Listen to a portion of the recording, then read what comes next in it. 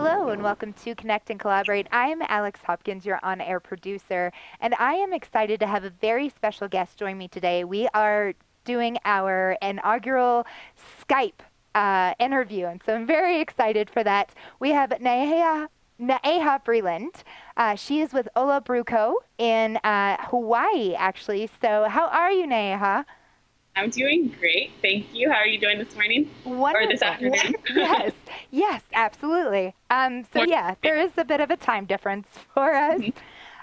So thank you for joining us. And let's talk a little bit. So we actually got in contact with you because of our founder, Gail Denninger, took a vacation in Hawaii. And so he met you and went to your company, went to your brew co. And so let's talk about you and your background. Yeah. Well, my name's Naeha. I started with Ola Brew from the very beginning. I come from a nonprofit background, so I went to school in New York at the New School, and from there kind of went into nonprofits. I studied psychology, thought I might go into public health, and ended up changing a different career path. But working in nonprofits, I chose to do that because it's always super important for me to work on something that is doing something good and benefiting our community or whatever community I might be in at that time. And so it was, that's kind of where I got into nonprofits. And then moving into what I'm doing now, Ola Brew actually started as a non-alcoholic beverage company, and with a nonprofit idea, right? So instead of going the nonprofit route, we decided to be a for-profit, because we felt like we could make a bigger impact that way. And the whole idea behind our non-alcoholic company was that we were working to support Hawaii's environment and economy through sourcing all these local ingredients, putting it into a value-added good, and then being able to, maybe compete on the shelf with imported goods, right? So that way we were helping our local farming community, maybe circulating the economy here in Hawaii. And that was, where we started. We started with a little noni energy shot in 2012. And from that point, we moved on and built that brand to about 10 different SKUs on the shelf and about 450 different locations, including Whole Foods and Safeway and CVS, and many other small boutique stores, local chains. And from that point, we were trying to get all of our production here on island because, there's a big truck. So we were trying to get all of our production here on island because what we were doing beforehand was actually sourcing all these ingredients from Hawaii, shipping it off to the mainland to Arizona, co-packing it there because there wasn't an organic production facility here in Hawaii, and then shipping it back, distributing it into all of our accounts. And so it was a 2020 goal of ours to actually be able to get all of our production here in Hawaii. In 2016, I got a grant from the state, and that allowed us to purchase a canning line. It also was really cool to see that the state was behind us in what we were doing with local agriculture, and that they were willing to, help fund our dreams.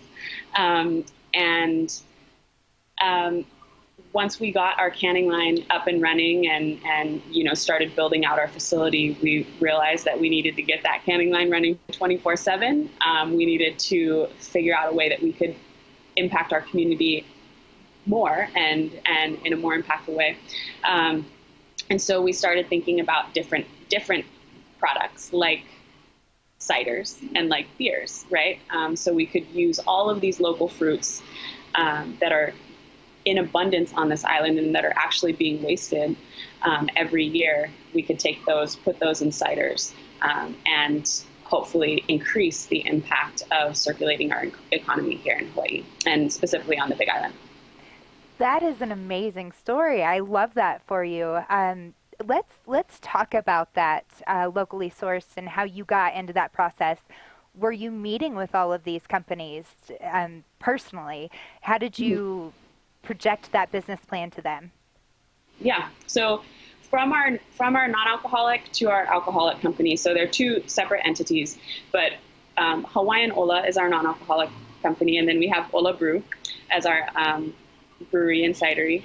Hawaiian Ola had already started to build up this network of local farmers, right? And we we had become well known in our community for wanting to purchase local ingredients, whether that was noni, whether that was ginger and turmeric, or coffee leaf. We make a coffee leaf tea. And so we had already kind of established this network of local farms. And but the one thing with our non-alcoholic company is that it was USDA certified organic, right? And so we could only work with USDA certified farms, and that usually is larger farms.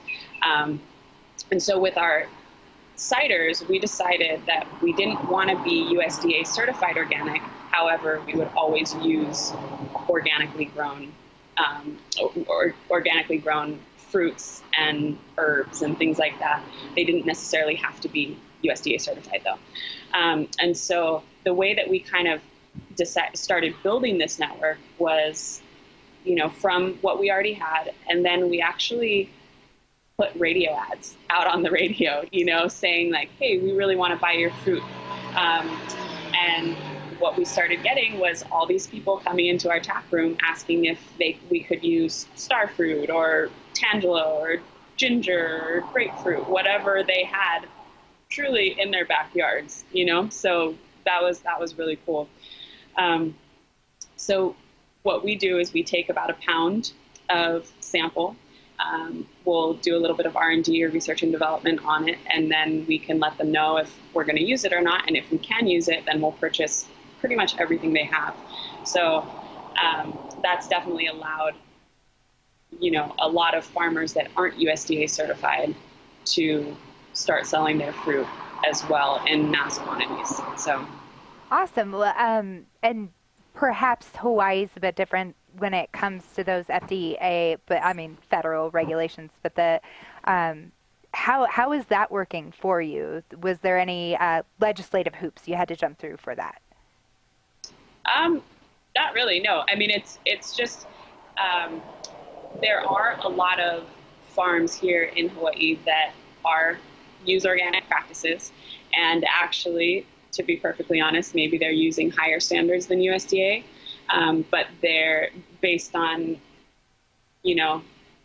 their beliefs. They choose not to be certified USDA, and so we'll go out to the farms and we'll check the farms. We ask for certificates of analysis, things like that, for the actual growing process and the fruit, so that we know where our fruit's coming from. We know what we're putting in our products, but it's not necessarily, it doesn't have to be, regulated. Yeah. Yeah. I love that. That's amazing. So let's talk. You mentioned that you're in lots of stores. So you're in retail stores. You're locally, which is really nice. You have some local stores there, but also Whole Foods and some bigger chains. Yeah. So let's talk about the difference between working with your local stores and getting in there and working with big chains like Whole Foods, and what that process was like. Yeah. So for our non-alcoholic beverage company, it was definitely a huge learning curve, and we did all of our own distribution. So when I first started working with our non-alcoholic company about 5 years ago, I was a marketing rep, and then ended up, going into sales and distribution and everything. So all of our core team knows the ins and outs of sales, distribution, all that. So we learned a lot from our non-alcoholic company, and moving into Ola Brew, we decided that we wanted to outsource our distribution. And actually that's what we had decided prior to them reaching out to us. But actually about a month after we opened, Paradise Beverage, which is the state's largest beer distributor, reached out to us asking if we wanted to distribute our product throughout the state. And because they have great relationships with all the stores, and already have shelf space and things like that, it was easy for them to introduce our products to the larger chains. So we started distributing our products in July, and July of 2018.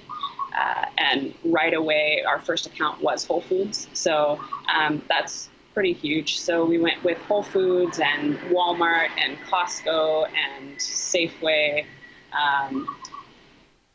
our local chains, Foodland, Times, KTAs, and then also a lot of small boutique stores and mom and pop shops. So we are now in about 300 stores throughout the state for Ola Brew. And then we still do our own distribution for keg, like draft sales on the Big Island. And we're in about 75 tap accounts on the Big Island. So that's exciting. That is exciting. So I can go to probably a Whole Foods and find this in Colorado? No. No. Okay. No. So it's only in Whole Foods in Hawaii. Okay. So we haven't done, we're only doing Hawaii distribution right now. And we're still debating whether we want to go national with our products. Never say never, but we're kind of committed to our local community.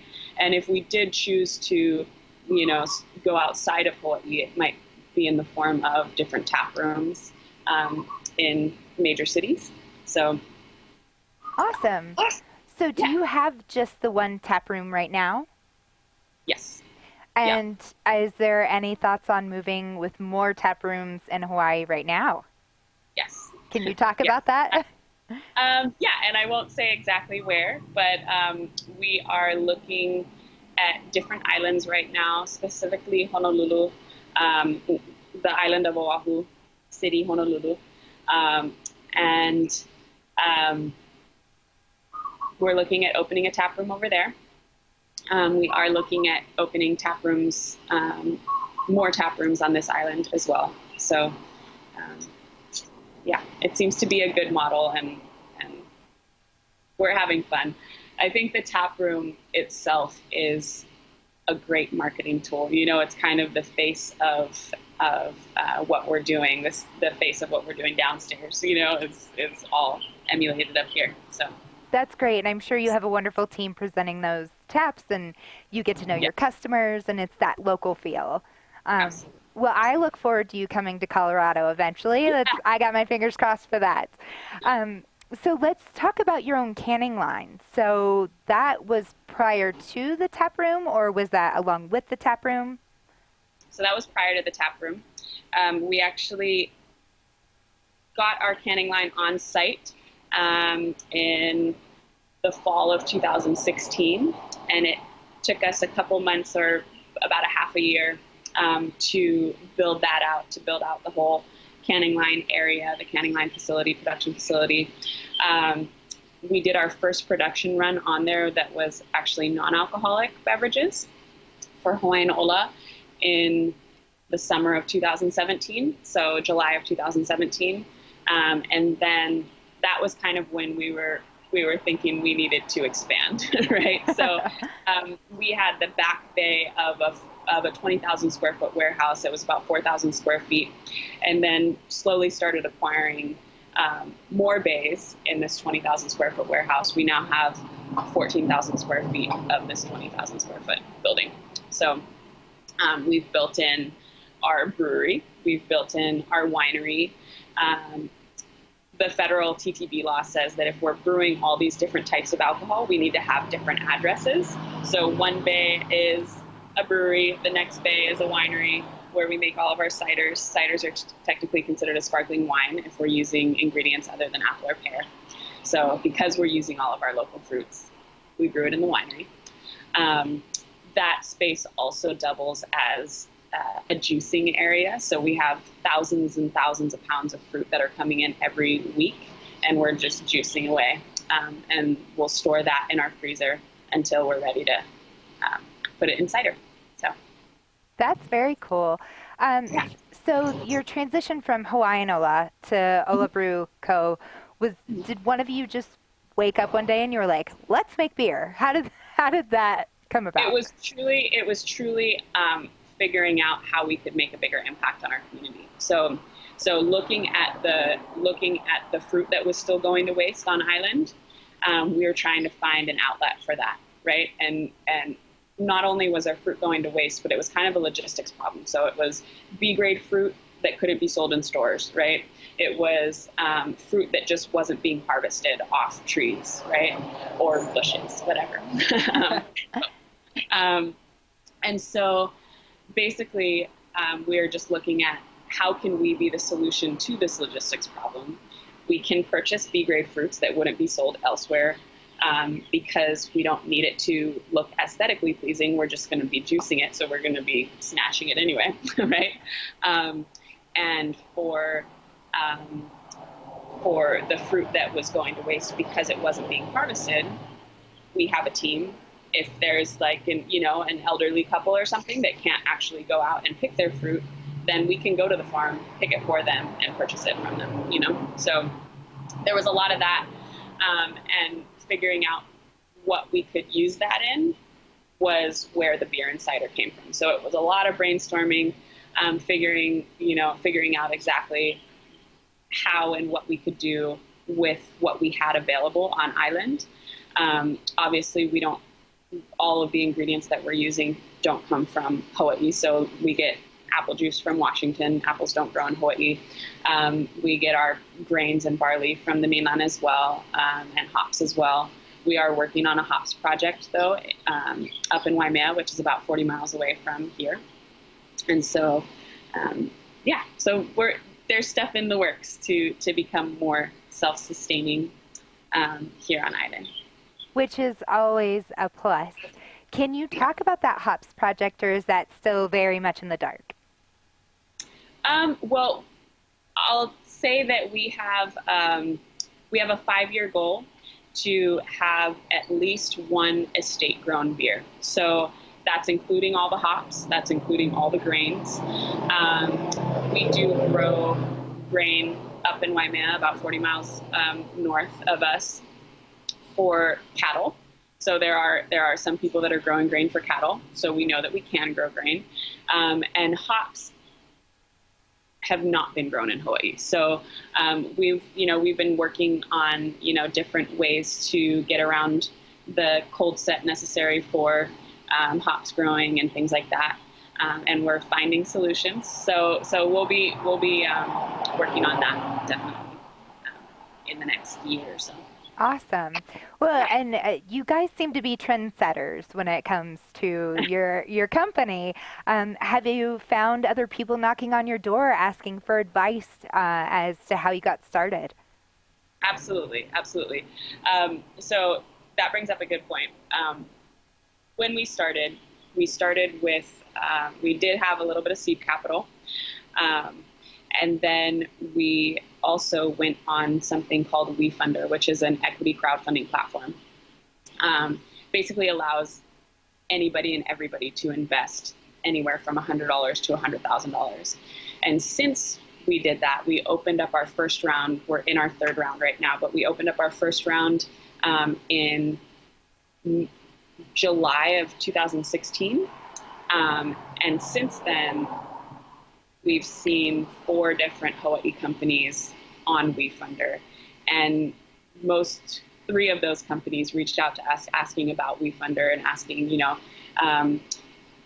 if that was a good way to go. Should they try it? And so that's one way, that people have come and asked advice.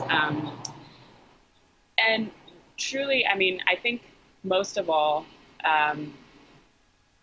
we are just, looking to do things in our business in a way that we feel proud of, and so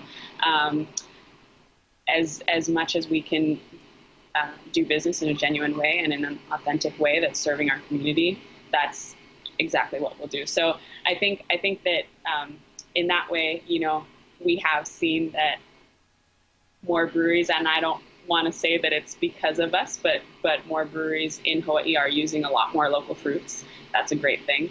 Um, the local movement here in Hawaii is huge, and especially since we are in the middle of the Pacific, it's more necessary than a trend, you know. And so, yeah, just working on trying to build out more regenerative practices in our business, including CO2 recovery system, including a nitrogen generator, to be able to, you know, save as much power or as many resources as we can. That's, we'll continue to do that. And I think that has definitely made an impact on our community and maybe on the people that are doing similar things in our field. Yes, absolutely. And I like this model. You mentioned that it's kind of a trend, and I would say for mainlanders, definitely Mm-hmm. a trend more so than Yeah. necessary as it is in Hawaii. I we have about 3 minutes left in this segment. If you don't mind talking a little bit, I assume that your local farmers are seeing Yeah. better business from you guys and Yeah. they're expanding as well. Do you have any perhaps numbers or statistics on that? For us, a very substantial impact on our local farmers. In 2018, we purchased over $100,000 worth of fruit from local farmers, which we were working with about 10 farmers in 2018, so maybe 12. So that was pretty substantial and definitely impacted their bottom line, their revenue, in a positive way, right? So our goal in 2019 is, just double that, maybe triple it, depending on what we're selling out of our tap room and statewide. So yeah, super, super exciting. Another measure of that is it's truly our ciders that are really impacting our local farming community and circulating our economy. A good example of it is that we have 30-barrel tanks, right? That's what we make our ciders out of, and or ferment our ciders in. It takes about $4,500 to fill one of those tanks, and that's including all the apple juice. That's including the shipping of the apple juice from Washington. That's including the local fruits, the labor, the electricity, everything, right? So all the cogs. $2,500 of that is from local fruit. So over half the cost of every single batch is going straight back into our community, right? So that's a nice little measure of the impact that we're making. That is wonderful to hear. I love that more than half of each of those 30-barrel tanks, it goes right back into your community. That's amazing. You don't hear that very often. Right. Yeah. So in this last minute here, where can I find more information, whether that's about your company or if I want to help fund you? Mm-hmm. So you can go to olabruco.com. So it's OLABREWCO.com. You can go, there's actually a link straight on our website to WeFunder. WeFunder is where you can go online to invest. And it is truly an investment. It's not a donation. So, yeah. Awesome. So I can see some turnaround from that if I do decide to invest one day, right? For sure, yeah. Absolutely. We're going to take a quick break, so stay with us here on Connect and Collaborate. We'll be back with Naeha Breeland. She is with Ola Brew Co., and that is out of Hawaii. So stay with us for our inaugural Skype interview. We're very excited about this. Be sure to like and subscribe our YouTube page while you're here, and we'll be right back. Stay with us. Welcome back to Connect and Collaborate. Once again, I'm Alex Hopkins, your on-air producer, and we are having our inaugural Skype interview with Naeha Breeland out of Ola Brew Co. in Hawaii. And Naeha was introduced to us through our founder, Gail Denninger. He went to Hawaii on vacation. We were all very jealous about that. But he discovered Naeha and Ola Brew Co., and we have been talking business, and you guys are helping locally because you completely do all of your most of your brewing locally, I should say. We've got a 5-year plan to have a whole brew built completely locally, including the grains and hops, which I have a harder time growing in Hawaii. But besides that, pretty locally sourced. So welcome back. Thank you for staying with us. Thank you. Yeah, we left off in the last segment talking about investment, and you raised $3.1 million dollars. Is that correct? Where did I get that? Yes. Yep. Tell me Correct. about that. Yeah, so we have raised we've raised over $700,000 public. So that means on the like I was saying before, on the WeFunder platform, the equity crowdfunding platform, we've raised over $700,000. Sorry, and that was from over 650 investors. These investors are, unaccredited investors, so anybody was able to invest anywhere from $100,000 to $100,000. A really great part of that is that probably half those investors are here in Hawaii, and so they frequent the tap room often. So it's really nice to have that community feel, people that are coming in feeling ownership and bringing their friends and letting them know that they own a small stake in the company, whether that was $100 or $100,000 or $500,000, but it's really incredible to have that feeling, and it's truly been this synergistic relationship that we've had with our community, in that our community has supported us in funding. We've supported our local farmers with purchasing fruits, and it just continues to be this very symbiotic relationship. Awesome. And you mentioned that on the break at least, you mentioned that the community investment is really big for your business. It's very important to you guys. Yeah. And not only do we have investors in our community, but we are also employee owned. So every single person that works here, whether they're a bartender, whether they are working as a cellarman, whether they're juicing fruit all day, each person has a stake in the company as well. So the level of pride that they take in the work that they're doing, the accountability and ownership is a lot different than if they were just coming to work and clocking in for a 9 to 5. Or I know you guys in Colorado have New Belgium as a model, which is incredible, and they were definitely an influence. So. Oh, good to know. I like hearing that. Well, and my dad always gave me the advice that if you weren't willing to invest in the company that you work for, why work for them, right? Exactly. Yes. So let's talk about your team. It's your core investors, I should say, your core team that you had. Was it about a 3-person team, correct? Or so yes. So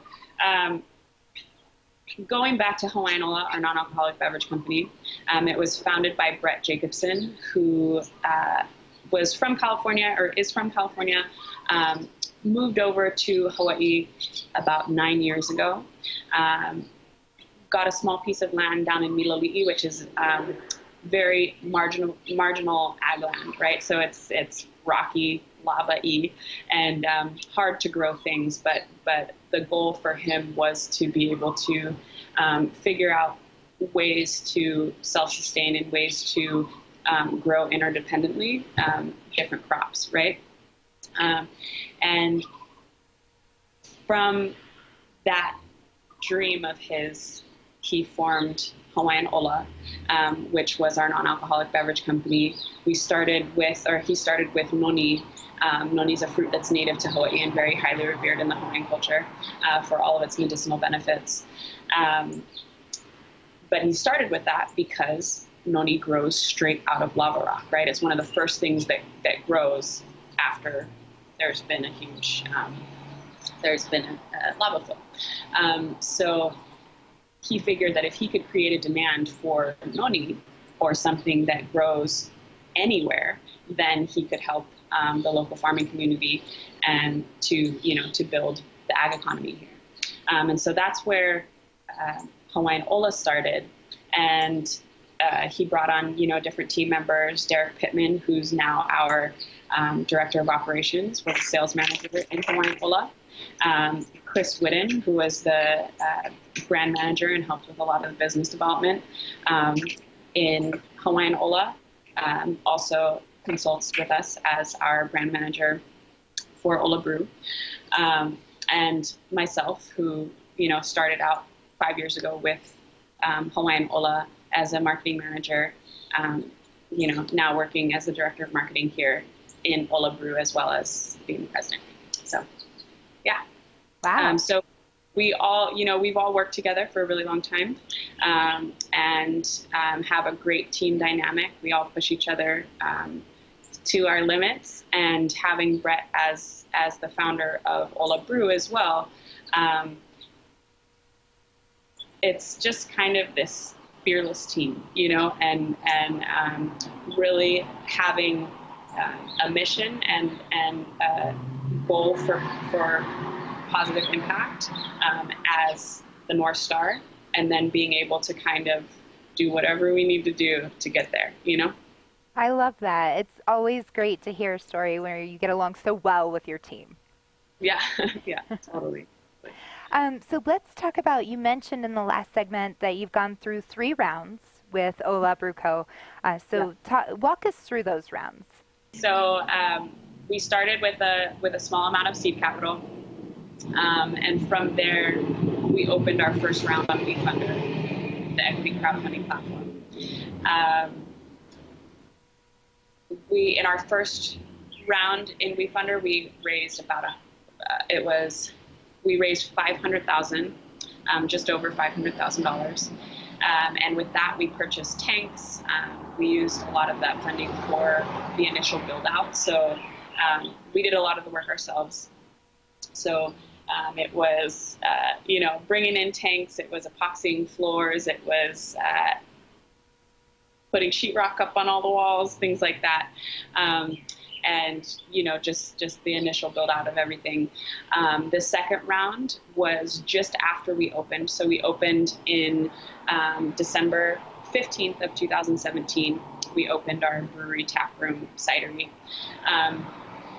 And just after we opened up that round again for about $220,000, and that was to begin the build out of our kitchen, because we'll have a kitchen online in about a month, and also to purchase more tanks. So we started out with 4 30-barrel tanks in our brewery.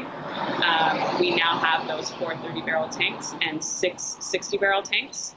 So those 6 60-barrel tanks are dedicated to all of our retail production. And so it takes about a little over 2 60-barrel tanks to fill a 40-foot container of finished canned product, right? 40-foot containers were the minimum from our distributor, Paradise Beverage. So we figured, we would need to start building our tank capacity, our fermenter tank capacity, if we were going to do that. So we started installing more tanks from that second round in March of 2018. And then about 4 months ago, we installed the other 4. So that was exciting. So that was the second round. And now we're in our third round. We are hoping to raise about $300,000. And with that, we'll use the funds to finish the build out of our restaurant, to put more products out on store shelves for retail, and help to start the build out for our next location. Awesome.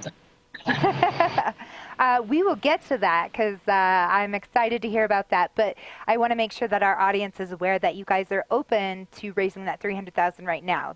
You are open on all markets to take that. Absolutely. Yes. Um, Yeah. so let's talk about the future, 2019, what that holds for you, and as well as, I believe, early 2020. We're looking at a satellite tap room, right? hmm Yeah. So early 2020, we will have a satellite location on Oahu. That's in the city of Honolulu. Um, and yeah, that over here on the Big Island, we have about 180,000 people, maybe a little bit more. Um, in the city of Honolulu, there's over a million. So we're looking at a greater audience. Um, that's where the bulk of all of our state breweries are. So we have um, 14 breweries in the state. We're number 14, and about 6 of them are in this one little area in Honolulu. So it's definitely a lot more saturated with craft beer drinkers, and yeah, so we're excited to serve that market. And we already have with our retail production. So we have our canned IPA. That was our first canned product. Then we did our Kona Gold pineapple cider, which was the first pineapple or first cider ever canned in the state.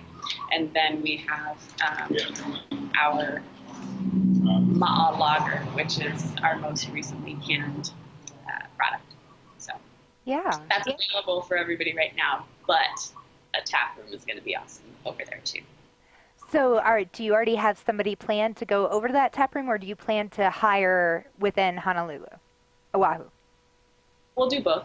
Okay. So we'll have at least one of our executive and our core team head over there to help build out that project. That'll be it'll most likely be Brett, because he was the one that engineered all these plans for our brewery and tap room over here, and so he'll probably oversee everything over there as well. And yeah, and then we'll definitely hire over there as well. All right. So you mentioned that you have to have 2 different addresses for between the winery and the brewery. Yeah. Though you can have your ciders in the winery side because it's technically a sparkling wine. Yeah. Is that the same plan that's going into your satellite tap room, or is it just going to be brews and ciders? So it will just be a tap room, meaning we won't brew anything over there. We'll just have a tap room with all of our delicious beer to enjoy. Okay. So we'll be taking everything over here and then, sending it off like we do our other retail products. Wonderful. Are there any plans to work with local farmers in Honolulu? Yes, totally. So the idea is, or the goal really, a lot of people have mentioned and shown concern with what happens when you use all the fruit on the Big Island, which will, that'll be a long time in the future. But the goal is to cap out on the Big Island so that we can actually start sourcing fruit elsewhere throughout Hawaii. So on, Oahu, Maui, Molokai, Kauai as well. We do right now purchase our ginger and turmeric from Kauai, which is a different island. We purchase a couple other ingredients as well from Molokai and Oahu. But for the most part, everything's on the Big Island. Awesome. I love that for you guys. I want to talk a little bit about some current brews that you have, but before we get there, you mentioned that you were the first to can a cider in the state of Hawaii. Yeah. That's exciting. It's super exciting. So there are 2 cider companies here in Hawaii. One is Paradise Ciders, and they opened just before we did in Honolulu on the Big Island. On Oahu. And then there's us. And we opened several months after they did. Paradise Cider is awesome as well. And we were really, really excited to be able to can our first cider and to be the first canned cider in Hawaii. What that means for agriculture is that there's a lot more cider that's being drank out of cans than or packaged than on draft, right? I mean, there's just a lot more outlets for it. So We've definitely tripled our pineapple use with putting cider in a can, putting our pineapple cider in a can. So hopefully we'll just keep increasing that. Awesome. Awesome. Well, let's talk about those current brews that you Yeah. have available. Absolutely, absolutely. So we definitely have your typical traditional brews. So we have lagers, ales, IPAs. Our flagship IPA is delicious. It's definitely a West Coast style IPA with kind of a tropical twist in there. So we use, Citra, Simcoe, and Cascade hops.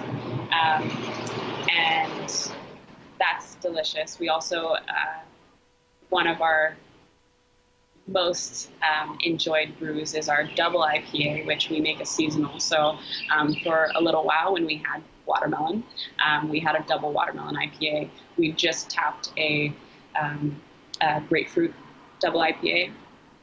That's also incredible, and those are all using, local fruits. The grapefruit we got from just down the road, like half an hour down the road from us, and we had a couple repallets of grapefruit that we were juicing for days. Another great one was our Liliquoi Lime Zest Milkshake IPA, which was awesome. So it was a milkshake because we're using lactose, right? So that makes it a very full-bodied beer, kind of a silky mouthfeel, really, really nice. And then the Liliquoi, again, local, the Lime Zest local. So really, really delicious. It was definitely a unique beer. Porters, we've done a Chiave vanilla porter. So Chiave is a cousin of the mesquite tree, right? And the mesquite tree produces carob, which is like a chocolate substitute, right? So the Chiave tree produces something very similar. So we take those pods, mill it down into a flour, and then we're actually adding that into the boil. So it gives it this nice chocolatey, nutty flavor. And then we're using local vanilla as well. So really yummy. So that's beers. For ciders, we are, we're brewing mango ciders, we're brewing white pineapple ciders, gold pineapple ciders, dragon fruit like cheese ciders, ginger ciders. We try to keep them all at somewhat of a dryness. But right now, everybody here on island, or before we opened, everybody on island, had only tasted Angry Orchard or maybe Two-Town cider, right? So we're kind of trying to build that bridge of sweet to dry. Yes, absolutely. I think a lot of people think there's only one flavor of cider, and that's so wrong. Right. Yes. Well, this is amazing. You're making my mouth water over here. And so I'm going to have to just bite the bullet and buy a ticket to Hawaii so I can try this out. So we have roughly 4 minutes left in this segment. We know that you are open right now to accepting that $300,000 that you're hoping to raise for your third round. We know that in early 2020 you have a satellite tap room coming open on Oahu in Honolulu. So what else is on the horizon 2019 for you guys? For us, we will be, adding more products to our retail production, more ciders, more beers. We will, hopefully be making a bigger impact on our local farming community, and, becoming more self-sufficient, more regenerative practices within our facility. And, I think one of the bigger things for us, including, which includes, involving our community and everything, is really creating incredible products that have quality, authenticity, and a commitment to our local agriculture. So whether it's our beers and ciders, whether it's the food that we'll start serving very soon, whether it's, building different initiatives to get schools involved, whether they're, elementary schools with our non-alcoholic beverages, or our, university here with maybe some of the R&D for our beer and cider. It could kind of, opportunities are endless. So we're really excited to, continue building the craft industry here in Hawaii and making it count. Awesome. That is amazing to hear. And in these last couple minutes, I just want to ask you personally, any advice that you would like to give for somebody who's maybe thinking about venturing out on their own and opening a brewery?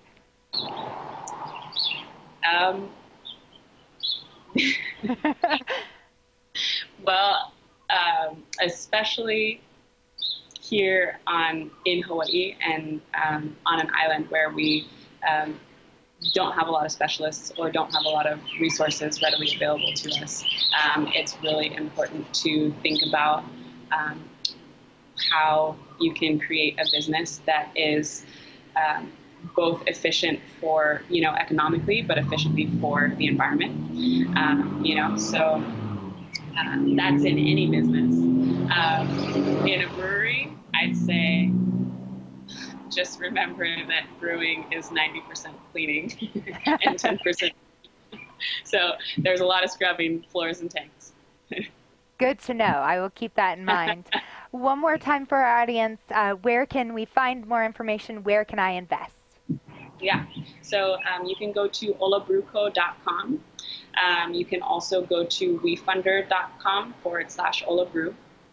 And that'll take you to all the information, all the terms on the investment, all of any information that you need to know. Attached to both of those addresses are an investment deck. So it's about a 25-page investment deck where you can learn all about what the use of funds is and our future goals, what we've achieved so far, and yeah.